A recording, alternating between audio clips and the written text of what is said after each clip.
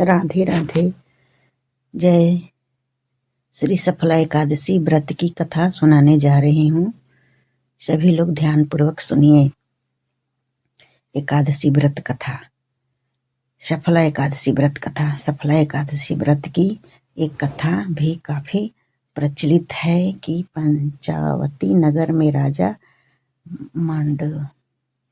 माहिष्मान राज करते थे। उनके 4 पुत्र थे। उनका बड़ा बेटा लुपंक महापापी था। उसके कुकर्मों से तंग आकर राजा ने उसे राज्य से निकाल दिया था। वह लुपंक चोरी चकारी लूट खसौट कर अपना गुजारा करने लगा। लेकिन एक दिन सिपाहियों ने उसे पकड़ लिया, लेकिन राजा के डर से उसे छोड़ दिया।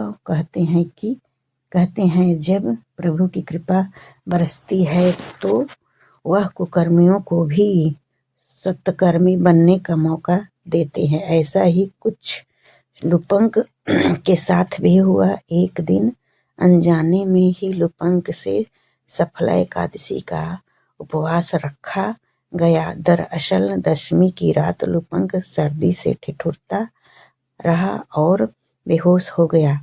अगले दिन दोपहर बाद उसे होश आया। शाम को जब वो वन से फल इत्यादि तोड़कर लाया तब तक सूर्यास्त हो चुका था। लेकिन नित्य जीवों की हत्या कर मांसाहार करने वाला लुपंक फलों से कहाँ संतुष्ट होने वाला था। उसने फलों को नहीं खाया और पीपल के जिस पेड़ के नीचे रहता था उसी को समर्पित करते हुए ईश्वर से प्रार्थना की कि फलहार वे ही ग्रहण करे।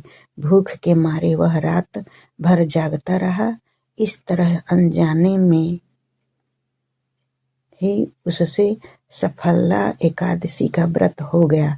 इस तरह भगवान प्रसन्न हुए। वह उसे राज्य तथा पुत्र प्राप्ति का आशीर्वाद मिला।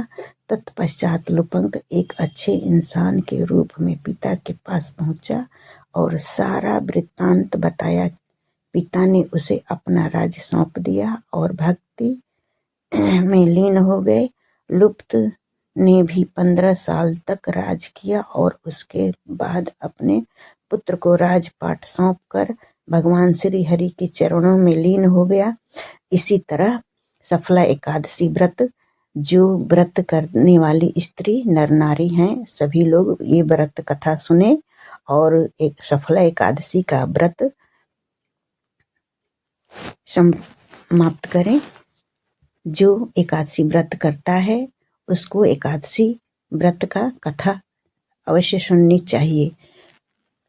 प्रेम से बोलो श्री हरि विष्णु भगवान की जय, माता लक्ष्मी जी की जय। प्रिय भक्तों, इसी तरह सफला एकादशी व्रत कथा सुनने की सबको